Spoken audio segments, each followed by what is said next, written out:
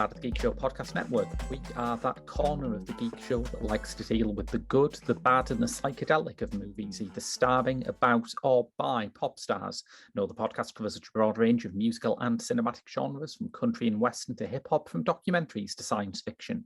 I'm your host, Graham Williamson. I'm a film critic for the Geek Show and a filmmaker. I also work for the British horror website horrified.com and write inlay booklets for Second Run. I've been joined this week by...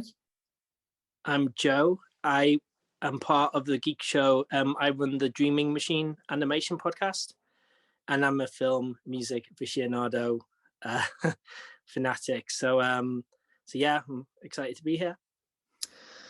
Listeners, do you like the 1960s pop group The Monkees? If so, you were being fooled by a capitalist control machine designed to channel the youth's natural revolutionary fervour away from fully engaging with American imperialism in Vietnam. Not my words, but the clear sentiment behind Bob Rafelson's debut film Head, a film which features substantially more footage of the execution of Nguyen Van Lem than you would expect from a film starring The Monkees. It's a lot, isn't it? It is a lot. It's a really good film. It's a really amazing, interesting film, but it's tonally a lot, definitely. It's tonally all over the place, I think it's fair to say. I think maybe in order to set up why this is such a strange film, we should talk about who the Monkees were and what their image was at the time. Because would it be fair to say you're a bigger Monkees fan than me, right? Kind of. Yeah. It's the kind of thing that when you grew up, you followed your parents' record collection, and we had a couple of Monkees LPs. Yeah. And I think we watched some of the shows as well on BBC. So we were kind of into it in a casual way, I think. Whenever I try to bust out the vinyl, it's not so much Mr. Dukes or anything like that. It's Monkees tend to be a popular choice, I think. Yeah. For any casual listeners. So I have a fond spot for them for sure, like from my childhood, I'd say. Yeah. I wouldn't describe myself as a fan, but I watched a documentary about them from the mid-90s to prep for this, and there are a staggering number of songs by the Monkees where as soon as they start up, you think, oh, that one. Yeah. I mean, it's incredible how many, they pop up in adverts nowadays, I think, depressingly. Yes. But they have been, I was about to say written, they have been involved in some like really fantastic songs over the years, Yeah, because they had an absolutely golden songwriting team behind them. They had Neil Diamond wrote one of their biggest hits, I'm a Believer. There are songs in this film by Carole King and Harry Nilsson. Yeah. But this is also the reason why they were not universally liked, isn't it? It's interesting. I was trying to think if they existed today, would this be as big a deal about being manufactured? Because that was a massive criticism aimed at them, and I think some of the films definitely a reaction against that. Is fair to say. Yeah. Even though they weren't a principal writer or director on the film, like the members themselves, it definitely seems to be a very conscious reaction against that. And it's tricky because they were like so-called music aficionados, like the true music fans were very dismissive of them. Like these guys were like very intelligent, very likable, interesting people, and they're very devalued in terms of like how talented they actually were. Yeah. And then so when they bring out this experimental film, it doesn't kind of, with that kind of potentially target audience who would be into that kind of thing potentially, it didn't really fly. Yet it alienated the kind of more casual fan base as well at the same time. Yeah, it's interesting that kind of that position that the Monkees were in then, because the myth about them was they couldn't play their instruments, and that wasn't exactly true.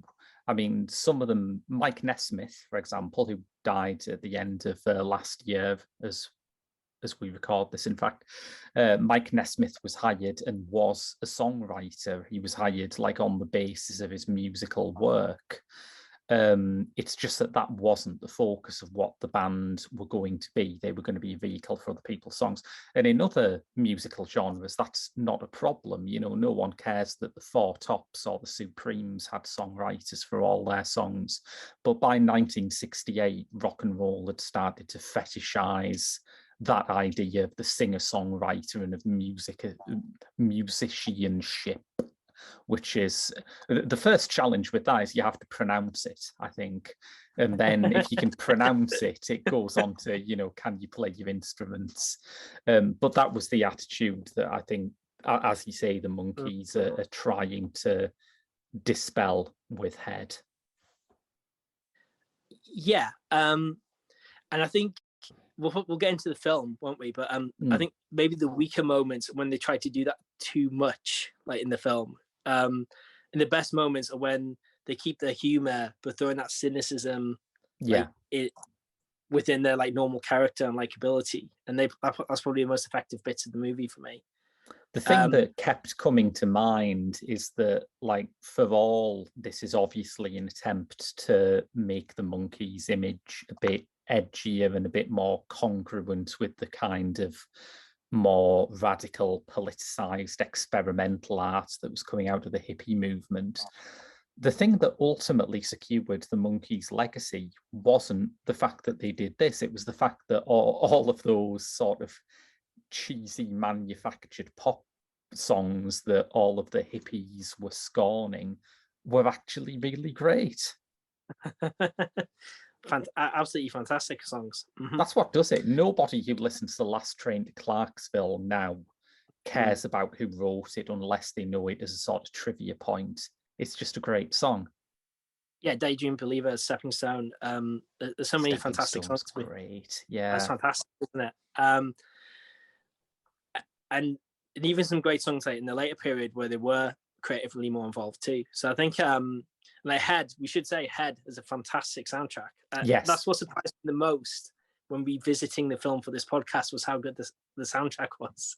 I think there is a point in the note-taking process for every episode of Pop Screen where I just can't write anything other than this song bangs. And this time it was Circle Sky. As soon as Circle Sky starts playing, I just thought, oh, this song absolutely bangs. Yeah, I mean, I only saw that people like Carole King were involved afterwards, and it made sense because the quality of the songs was so good, and it's just so varied as well. It's definitely reminded me a lot of it's very of its time of that psychedelia phase. Yeah, but not just like the kind of like the modern maybe misconception about that, where it's just like droney guitars and psychedelic effects, but things like trumpets and Indian, like so-called Indian in quotations style music. And so there's a lot of creativity and variety to it as well, and plus actual melodies. That surprised me when visiting it. It's funny, isn't it? It's an experimental film, but you forget like the Monkees and all these great songwriters are involved. So for an experimental film, it's weirdly accessible, I think. Yeah, I think it depends on what benchmark you're measuring it from. Like Pauper's song is a bit of an odd song by Monkees standards, but I think if you listen to Godspeed You Black Emperor, it's not that odd, really, is it, if we're honest? It is. That's a fair point. It is your benchmark. If I've seen films where it's a still image, like if I've seen like Twin Peaks episode, like The Return episode 7, where someone's sweeping for like 5 minutes or something, like having actual dialogue like probably seems not too experimental. Yes. like sketches you can vaguely follow. So it does depend on your benchmark too. I can still see why, especially when I read about the advertising campaign and them like not trying to make any sense of it whatsoever and how they promoted it. I can see why it didn't do well commercially at the time. Yeah, should we talk about the advertising campaign so we can like reconstruct how an audience will have gone to see this film, because it's quite something, isn't it? Yeah, I mean, I read that the main TV advert was a slow zoom in to the head of their publicist. Yes. And it had the word like it was a parody, wasn't it? Of it was a parody of a film, wasn't it? The advert. Yeah. I didn't know that. But that was the main advert, was a zoom in on someone's head and like not advertising it in the main way you would think of to do it really. And they even at the start of the film they tell you not to expect any logic or sense in the film and just to go with it. Yeah, the opening credits include the line, "We hope you like our story, although there isn't one." Yeah. Yeah, fair enough. Can't say fairer than that. It begins, as you would expect, with a lengthy scene of a politician's microphone feedbacking as he tries to open the Gerard Desmond Bridge in San Francisco. There's so many bits I loved about this when I was making notes. Yeah. Bridge openings should be more of a thing, like in general, but that's a bit of an aside. Like politician speeches would be a lot more interesting if they had like crazy psychedelic mic effects when they're trying to say their serious point. Definitely. I think if your microphone works too well, you should just play Sister Ray by the Velvet Underground in the background of your speech and it'll sound a lot more exciting. Yeah, for sure. This is my main takeaway from the opening scene, which really does some of the movie, I think. So it's quite a slow introduction, isn't it? And then the mic thing shows that it's going to be weird and trippy, basically. Yes. And then there's this excitement. The Monkees are running into view and running past everyone, and there's an exciting jump off a bridge that does not obviously involve a dummy at any point in the long shot. Yes. It may not be the most convincing, but it's still exciting.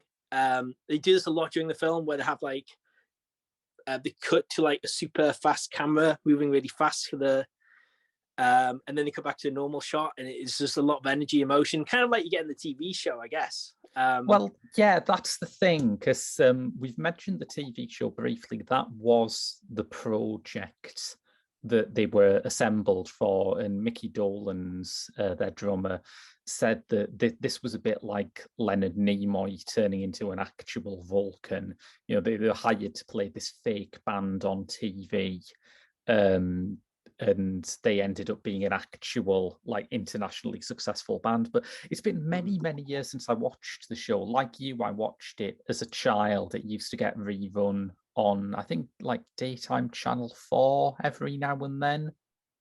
Yeah, I said BBC, but it might be in Channel 4, to be fair. I just remember it being on terrestrial. And like from what I read, it kind of had kind of like Star Trek, to mention it. It had like a resurgence of popularity and like syndication, like reruns.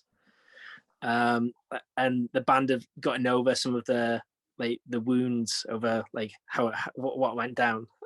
And so that's why they decided to come back into the public view a bit more.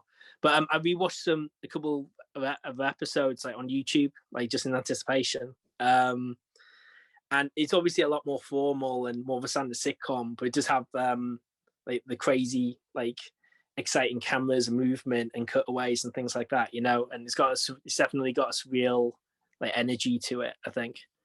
Yeah, I think so. I think that's part of why this isn't as ridiculous a project for them to be involved with as it initially seems, because the idea of the Monkees, the sitcom, seems to be, let's basically do A Hard Day's Night as a sitcom.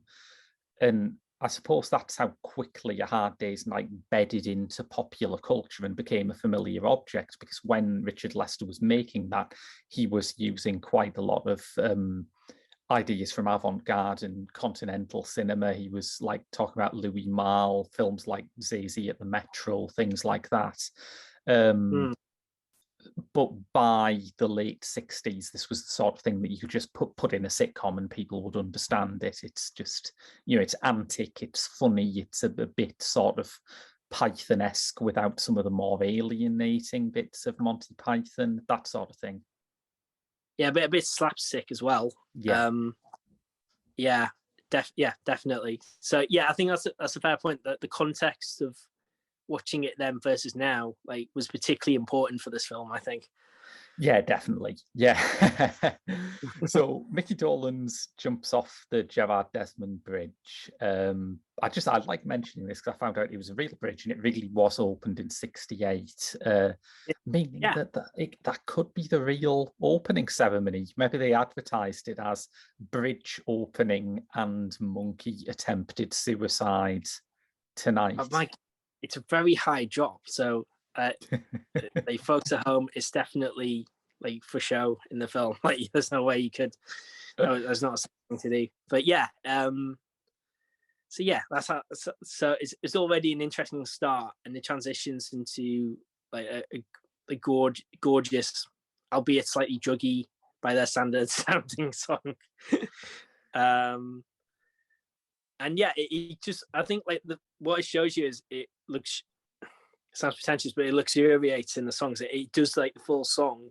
It is, the music still is at the very center, which I didn't quite remembered like until I rewatched it, that they do have like kind of like Magical Mystery Tour. They have like song segments that are arguably the strongest, so at least some of the strongest bits of the film.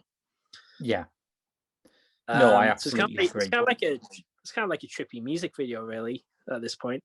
It's funny that you should mention that, because I kept being reminded of something we've dealt with a lot on Pop Screen, which is that kind of mid-80s moment where music videos were in. They were obviously not going to be a fad. They were sticking around, and it started sort of bleeding through into films. You started having these kind of tweener projects, like, I mean, The Wall, the Pink Floyd film, is probably the most famous example, but also things like It Couldn't Happen Here, the Pet Shop Boys movie, which is very much a series of music videos with linking material. For a while, that was a form, that was a thing that you could do in a movie, and it does feel like those, but about 15 years too early.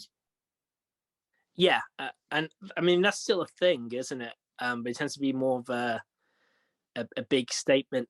But I guess it was a big statement then as well, to be fair. I think nowadays it gets positioned as its own thing. You think of like visual albums. Yeah.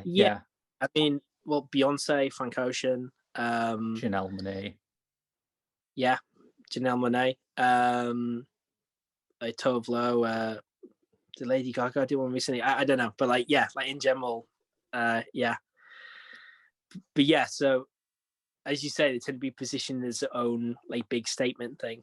But rather than having it positioned as an actual movie, which the Wall obviously is, the Wall premiered at Cannes. It doesn't get more legitimate movie than that. Whereas even something like Lemonade, which was a massive thing when it came out, was positioned as a kind of adjunct to the music. It wasn't really a film project. It was part of the album experience.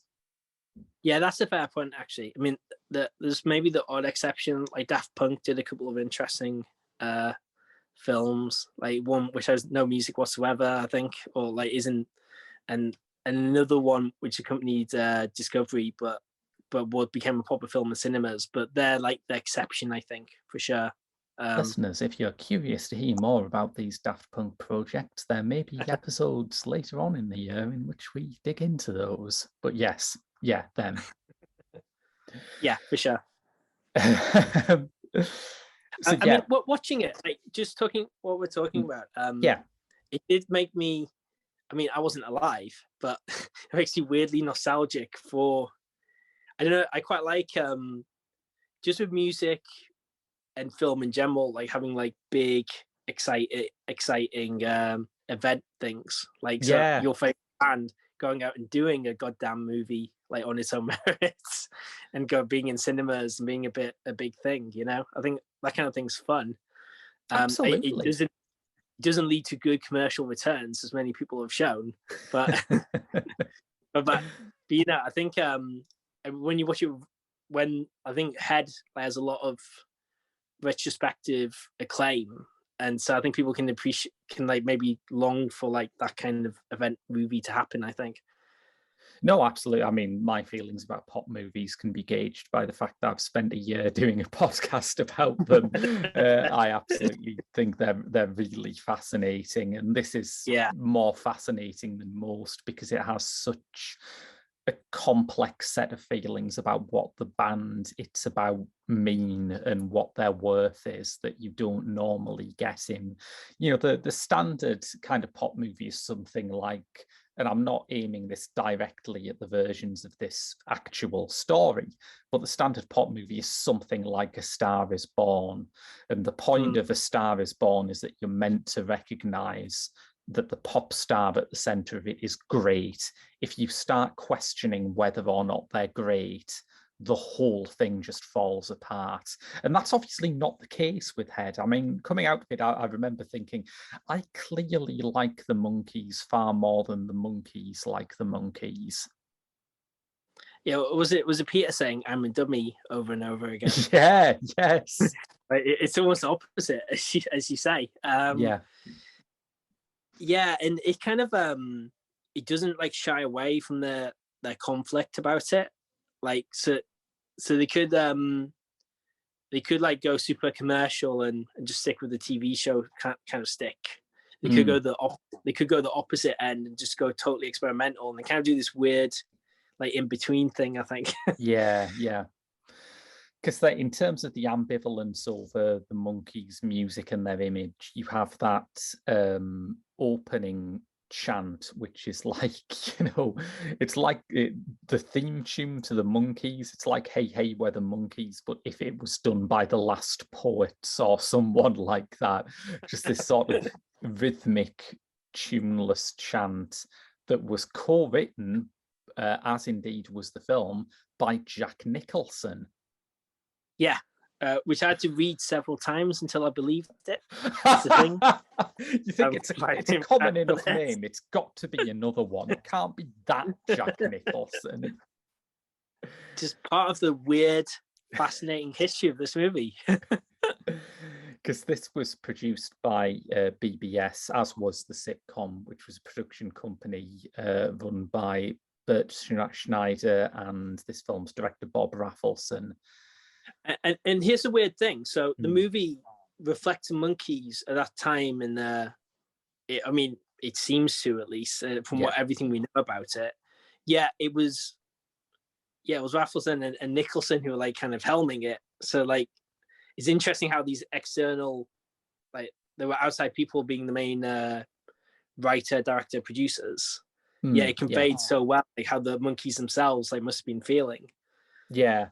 Well, I think part of that is because Rafelson and Schneider had been attached to the Monkees project from the start. Sure. And they were, you know, I don't mean this in a mean way, I mean it in a sort of admiring way. They were typical of their generation. They were like serious-minded, adventurous, politically committed young filmmakers who had seen, you know, Godard and Fellini. There were some amazingly overt Fellini nods in this movie, I think. But they'd seen all that stuff and they wanted to direct stuff like that as well. And, you know, they were going to go for it. There's a bit in Peter Biskin's book, Easy Riders, Raging Bulls, which is a history of that 70s New Hollywood, which I think is catty but fair about what Head is and how it fits into that historical moment. It says, Like nearly every other aspiring young director, Rafelson fancied himself a European auteur. With characteristic arrogance, Head was to be his 8.5, the summation of his career and his meditation upon his art.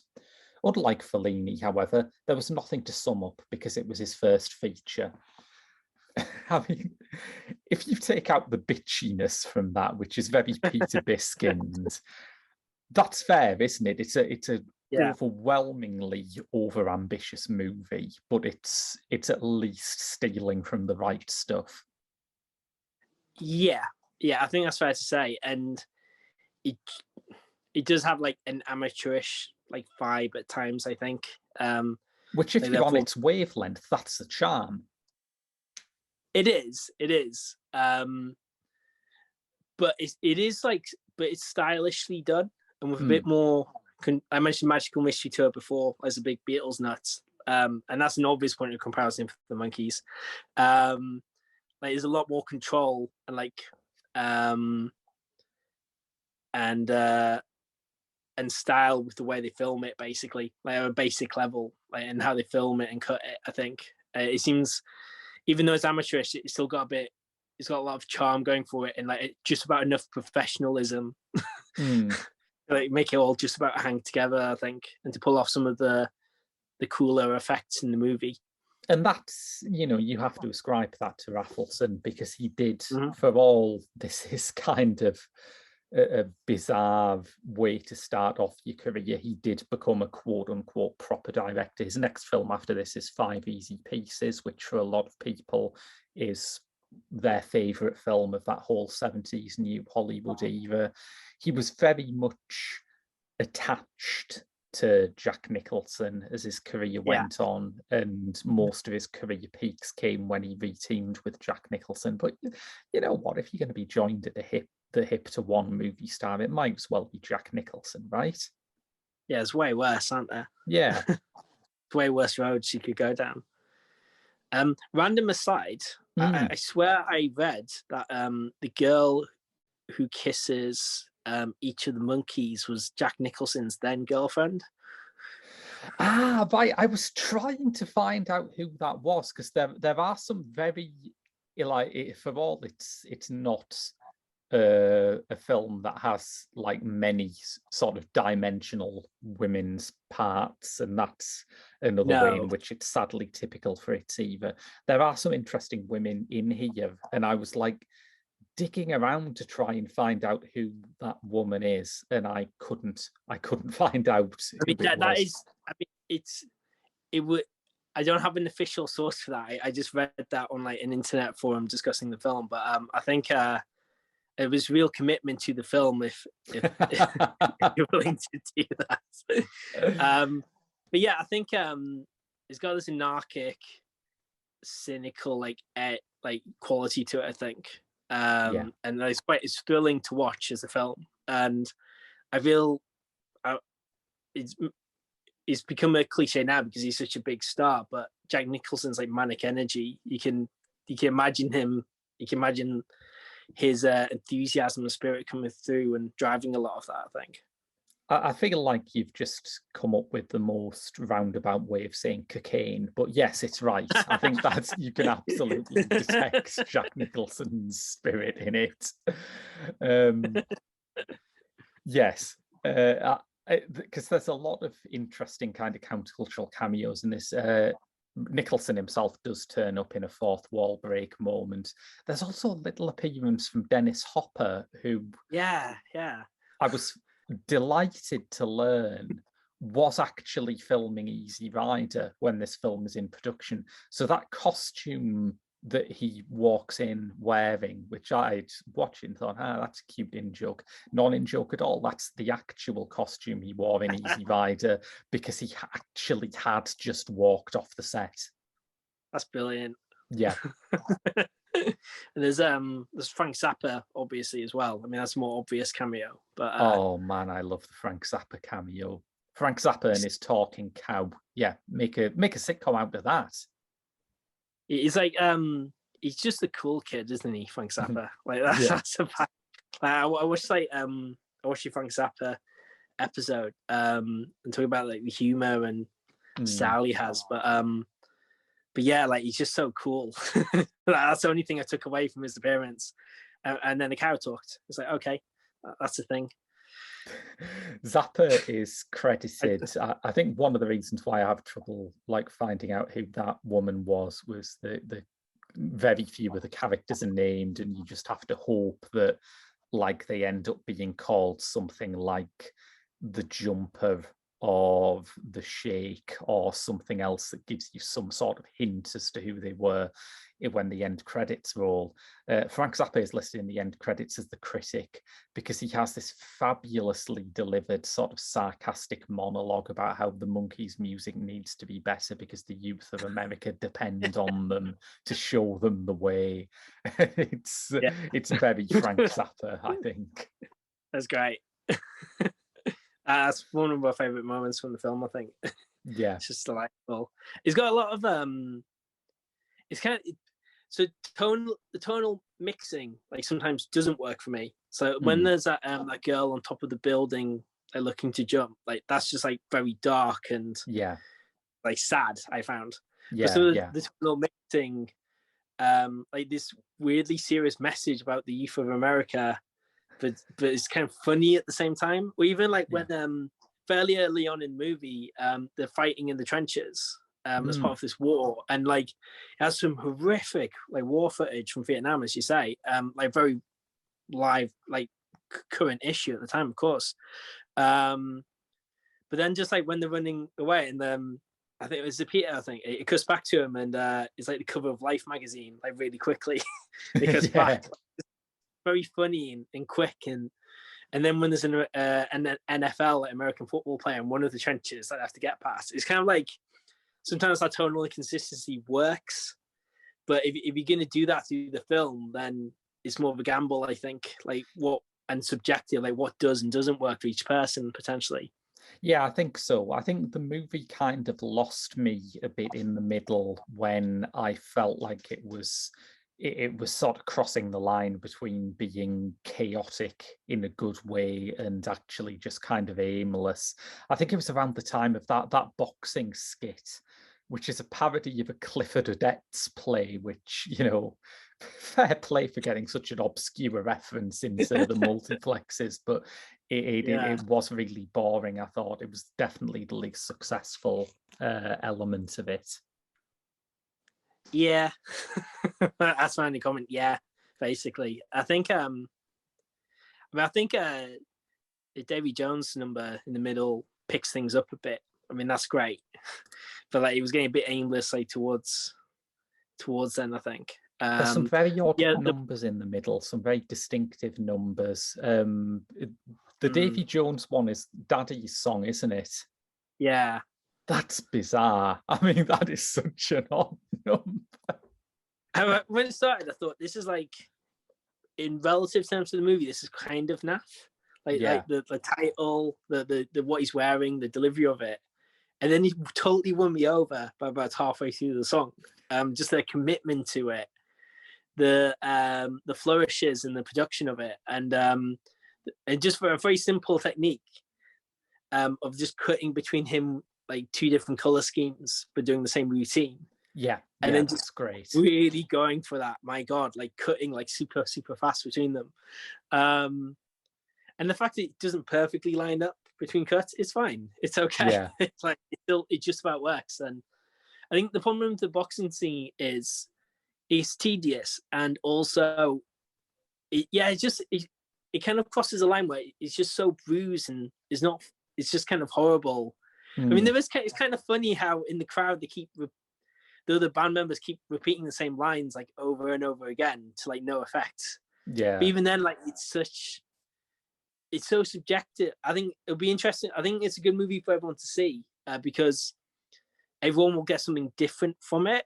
And what they do and don't connect with, I think with maybe it was the violence in the boxing scene, which is kind of odd. I think you know, I've seen a lot of comedies that use violence effectively, and I've seen some comedies that have what you might term a sort of realistic violence, but the thing with Head is it goes from being this completely cartoonish violence where, you know, things explode and bombs are thrown around and it's kind of like The Young Ones or something, to like this scene of someone getting the shit knocked out of him in the boxing ring, and the tonal leap there is just unworkable for me, I think.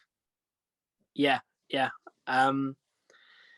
And that's a gamble they take by the nature of the movie they make. And I imagine that was a lot of the well, I mean, you can read some of the contemporary reviews like online. They're and not I think great, are they? No. And I think especially when the show is like a real like current thing on TV, you can imagine how that tonal changes like just added to it really, to the negative reaction. But it's a thrilling, but at the same time, some of the best moments come from those tonal changes. Oh, and it's yeah. a thrilling ride throughout. I mean, just to talk about Daddy's song for a bit more, which I think is like kind of semi-parodic. It's the equivalent of, it's like taking one of those music hall numbers from a Beatles album, like Lovely Rita or something, and just making it like an inch more consciously parodic. But it maybe has like your mother should know kind of vibe. Yeah, definitely. But it has another interesting supporting appearance in it, because the dancer that Davy Jones dances with is Toni Basil, who was a major choreographer of the time, appeared in a lot of experimental films by Bruce Conner, would also appear in Easy Rider, and yet is probably most famous for the early 80s novelty hit Hey Mickey, which, I mean, that's a career, isn't it? Was she involved in the David Byrne video for Once in a Lifetime too? Did she choreograph that as well? I heard. I do not know, but I would be amazed if she didn't. She gets in the most incredible places. She has a cameo in Once Upon a Time in Hollywood, you know. Yes, she does. She's collaborated with Talking Heads as well, shortly before Mickey was a big hit. Right. She choreographed and co-directed the video for Once in a Lifetime too. So just adding to her like amazing career, as you say. I suppose that's interesting because Toni Basil had the opposite direction from the Monkees, that she started off as this very underground avant-garde artist and then suddenly thought, you know what, I'd quite like to do some bubblegum pop now. That's probably the more common pop route though, wouldn't you say? Perhaps, yeah. I don't know. Maybe it's harder to remember the people who sort of had their big take me seriously swing because it so often fails. Like Harry Styles is currently doing a pretty decent job of it. Scott Walker will forever be like the high watermark. No one who's been in a boy band will ever do anything as mad as a late period Scott Walker album. They won't be allowed to. But actually, I think that's a fair point. I think my example's probably a bit selective because you have had some people who sort of just doing whatever they want, and you get to a point where they're commercially unviable anyway. Yeah, for sure.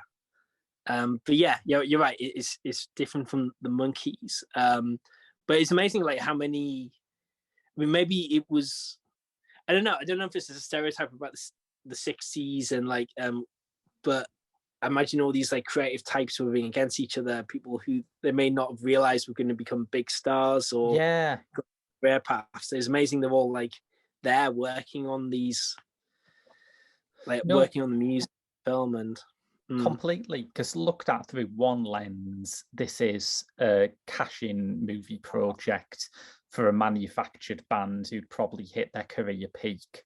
And we've been sat here talking about Bob Rafelson, Jack Nicholson, Dennis Hopper, and Toni Basil, and Carole King and Harry Nilsson working on it. I mean, it's the kind of thing that any movie would kill for that lineup of talent. Yeah. It's really interesting. I think there's a lot more respect for it now. So it's partly because just some of the songs and the skits are genuinely really good. surprisingly, maybe given the film's reputation from the time period, but also we kind of know who was involved in it and what they went on doing, and maybe it's a bit more respect there. I think it's the sort of thing where it for the reasons that I've just outlined, it is a very easy film to imagine people at the time hating. But I think if you regarded it as a genuinely bad movie rather than just, a commercial flop, which it was, if you thought this was terrible, you're basically outing yourself as being kind of humorless, I think. Yeah, I think so. I don't know. It's just so subjective, though. I mean, I think it's tonally, they don't just set out to do one thing. They do jump all over the place. And I think there's at least some bits you got to say are funny, I think, no matter who you are. God, yeah. I mean, the scene in the desert with the Coca-Cola machine is one of those segments, like we were saying earlier, that could have gone straight into their TV show. It's not, it does have the movie's most overt Fellini reference when the Italian soldiers badges I Vitelloni after I Vitelloni, one of Fellini's early breakthroughs. But other than that, there's nothing sort of take me seriously about it. It's just a bit of goofy slapstick. Yeah.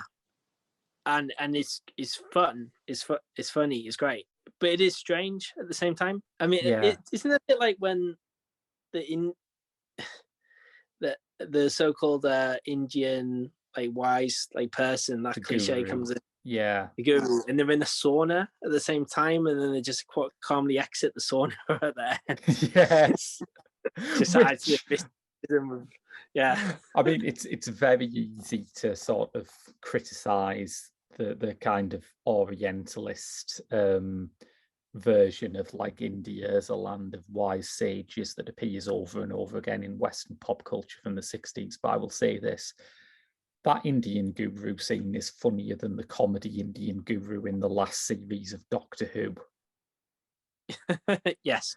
We have not come on that far. This is tons better. I'm sure there's quite a lot of examples of that Orientalist stereotype of thing. Yeah, for sure. I thought briefly you were going to say I'm sure there are quite a lot of things that are funnier than that scene in Doctor Who, which would also be true. There are. Oof. I was not a fan of that moment. Yeah. But yeah, no, there's a lot of funny bits in it, very simply. And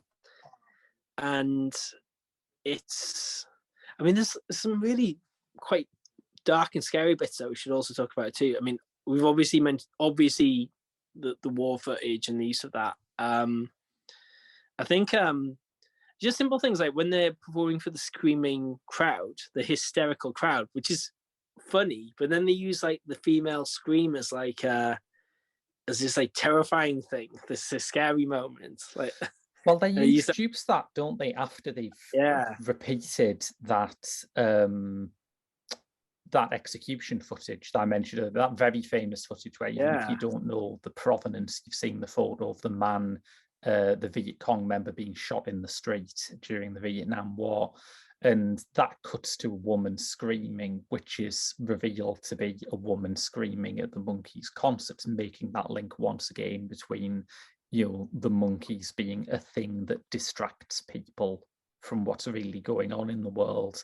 But yeah, it's an interesting link to make. There are a few connections here, like that linebacker in the trenches, which reminded me of that moment in Monty Python's Meaning of Life, where it cuts from the school playing fields to the trenches at World War One, which I always think is one of the great moments of cinema. And I think if that exact cut appeared in a Sergei Eisenstein film, everyone would be talking about it as one of the great cuts in cinema history, but it was in a Monty Python film, so no one ever talks about it that way. But it's great.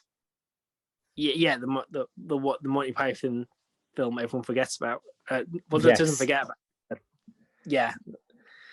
Yeah, and there's some other when they do the happy birthday scene, which is kind of funny. and like Yeah. silly. But then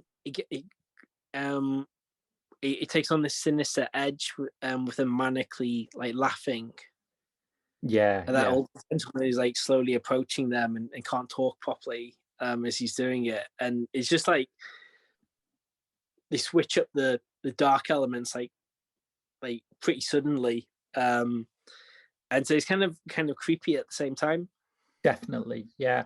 I think that's common to a lot of that kind of late psychedelia. You know, even when you look at something like the White Album, a lot of the kind of music hall and nursery rhyme stuff on that is notably creepier than it had been on previous Beatles records. I think by 68, there was just a sense that things had to get darker in some way. Yeah. And obviously Vietnam would have affected that and all. But just a general sense of, I mean, it's almost, you've got to be careful. It almost becomes like a cliche, but I think it's kind of true that the hippie dream and the summer of love, so-called summer of love, like moving past that and getting to, and being brought down back to earth a little bit. It's fascinating that, isn't it? Because a lot of people remember the 60s as kind of a halcyon time now. So much of its pop culture is deeply pessimistic. Like, one of the big discoveries that I've made while I was doing this show is Catch As If You Can, the Dave Clark 5 movie, which is so brutally cynical about the counterculture that you assume it must be made, what, about 69, 70, something like that. But no, shot in like 1965. It's very strange that so many people seem to have worked out what was going to happen before it happened. I mean, I wonder as well if another huge generalization I might add, but the cliche of the 50s, kind of more straight-laced, more control over the youth, and I guess in the 60s, I mean, this is a massive generalization. Obviously, you had people challenging authority and things in the 50s, but there's more of a conformist kind of. Yeah. So you got these young people who are willing to challenge conventions, like rubbing ideas off each other. More access to drugs as well probably influences things a little bit too. Yeah. And so there's more willingness to challenge typical authority and stake your own claim. And therefore the movies and content might be more cynical because you're more willing to be critical, very simply. Yeah, I think so. I think, there is a sense that by this stage in the 60s, criticism is a kind of currency that, particularly in Britain, part of what the 60s counterculture was about was linked to the satire boom and the end of people having a deferential attitude towards politicians just because they were politicians. So the idea that some of that criticism would be turned inwards, nowadays, because you've got this story of the 60s as a big party that ended with Altamont and Charles Manson.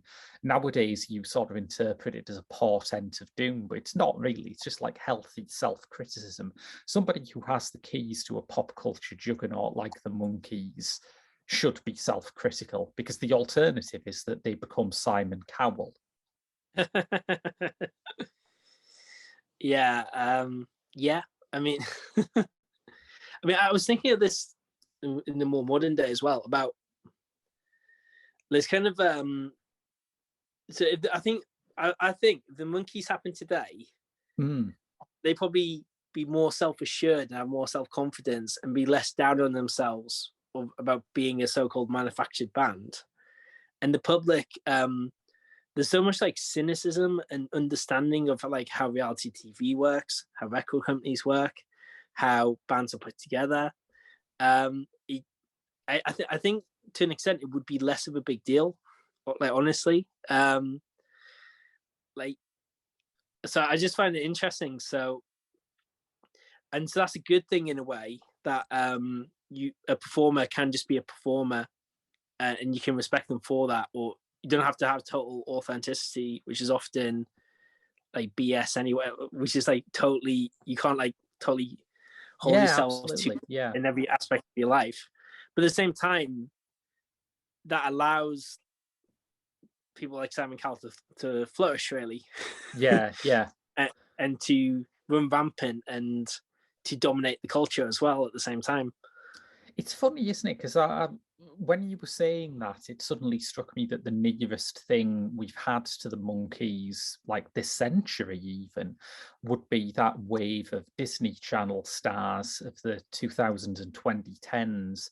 And they're still expected to be sort of a moment in a Disney Channel star where they establish themselves as a mature artist and do something more risky. I mean, Miley Cyrus's later career is basically one long string of head moments, really, isn't it?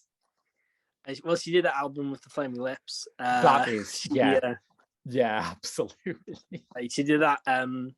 That she regrets it now. That performance for Robin Thicke.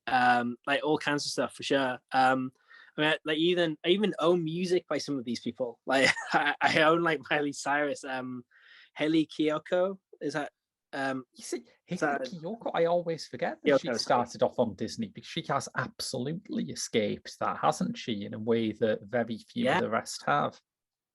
Some of the music's great. I think and my wife was watching, is it Olivia Rodrigo or someone? So there's all kinds who's on the High School Musical TV series, and she's doing she had this music video, and it's a cheerleader with like leather gloves and like stealing stuff, and it's just like it's almost like cliche to rebel. Yeah, it's almost a thing, like, the perfect career path is to do that now almost. But yeah, I think like all Disney stars, that's what we expect really.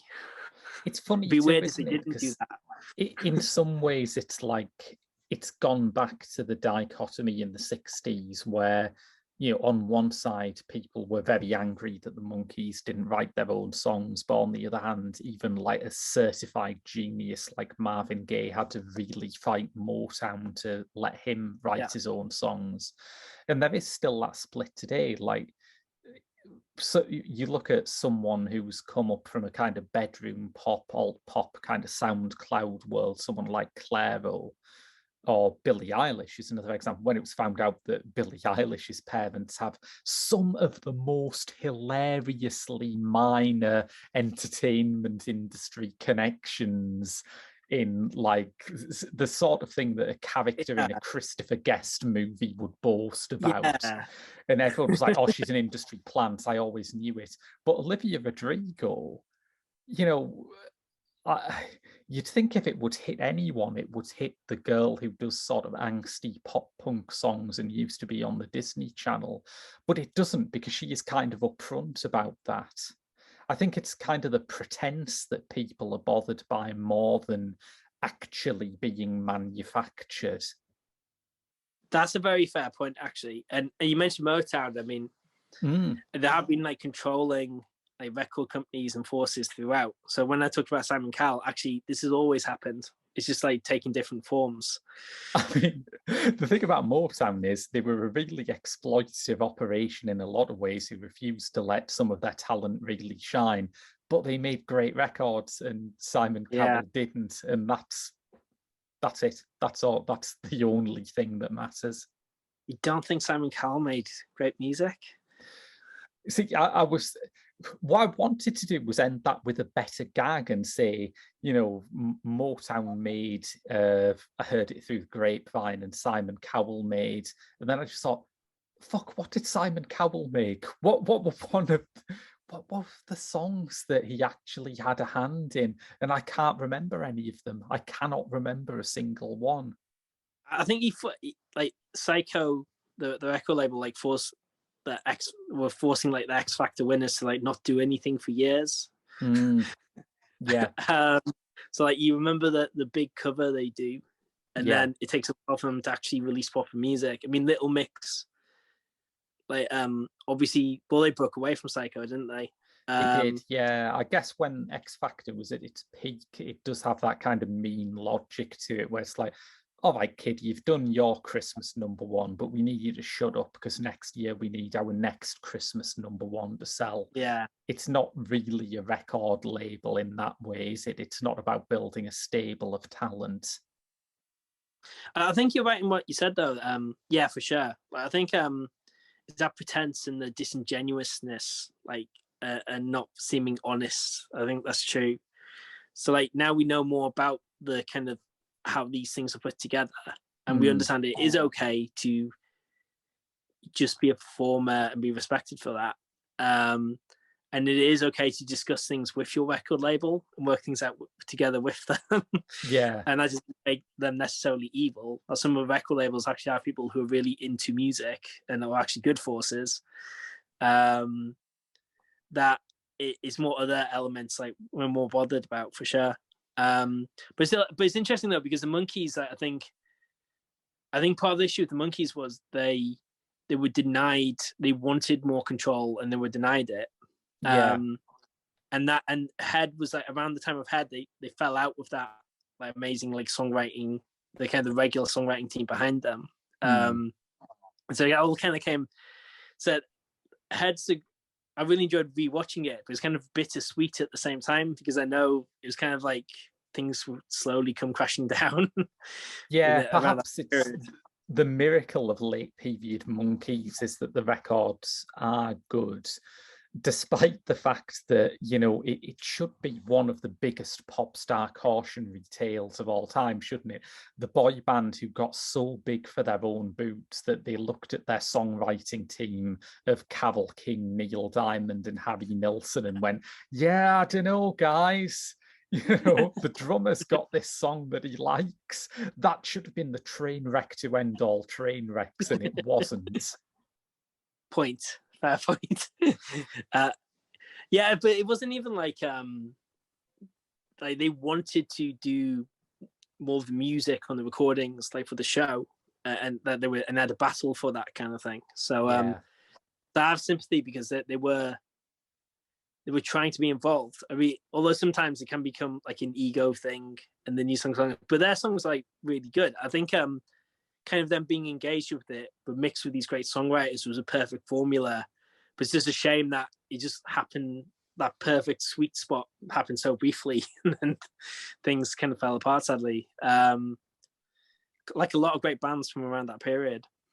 Yeah, but they always seemed magnanimous about it in the end. Peter Tork left after, like, they did one more special, which had the excellent title 33 1/3 revolutions per monkey, which fantastic. Top notch. Yeah. And I think there was like a period of time where they were a bit sort of bitter about how the whole thing turned out, but it didn't last. And, you know, Nesmith certainly had some late career hits. Davy Jones will always have his place in history as the man who made David Bowie get his stage name. So, oh really? Okay, I didn't realize that. Because David Bowie's real name is David Jones, but by the time he was trying to break through, the Monkees were already massive, so he knew he couldn't call himself David Jones. I see. And he was great in the Brady Bunch movie too. They random aside. They pop up in the most remarkable places, don't they? I mean, I've even sort of before I started really thinking about the Monkees as a band and his solo music in the aftermath of his recent death, I'd always had a great soft spot for Mike Nesmith because he produced Repo Man, which is one of the best movies ever made, and I'll never not be grateful to him for that because no one at Universal wanted to produce Repo Man. Everyone hated that movie, but he got it made. Yeah, he had a good career, like film production in the background, didn't he, afterwards? And Repo Man being the example I recognized when I was reading about it. A great film.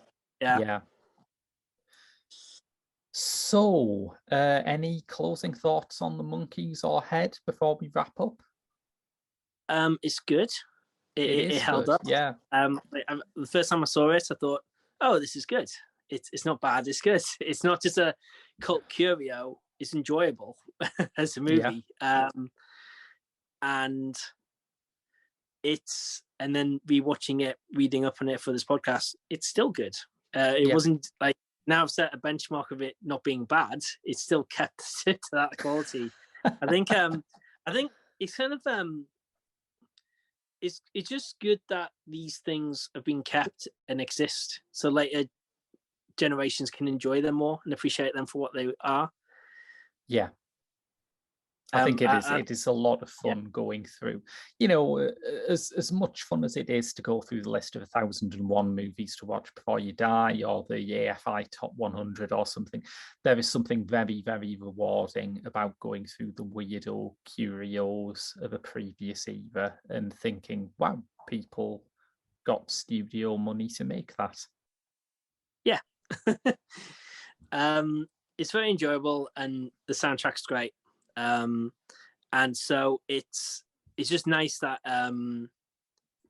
it's, despite the context of when it came out and what it either did for their career, or like I read an interview where it was suggested that it was more that they were already like on the way out commercially. It's just more their swan song. So whichever way you pitch it, it's just good that it has so much enthusiasm and energy to it, despite that context. And I think that's kind of my main takeaway as well. Plus the songs are great. I forgot how good the songs were. The songs are so great. Yeah, I'm off to listen to Circle Sky again, I think. Yeah. Ditto. So, listeners, if you enjoyed that show, you can get a monthly bonus episode of your actual pop screen on Patreon. Donate to our Patreon at www.patreon.com/The Geek Show, where you get early access to our other movie podcast, Directors Uncut, and my Doctor Who reviews twice a week. But until then, that's been your lot from Pop Screen. I've been Graham. I've been Joe. And we'll see you next week.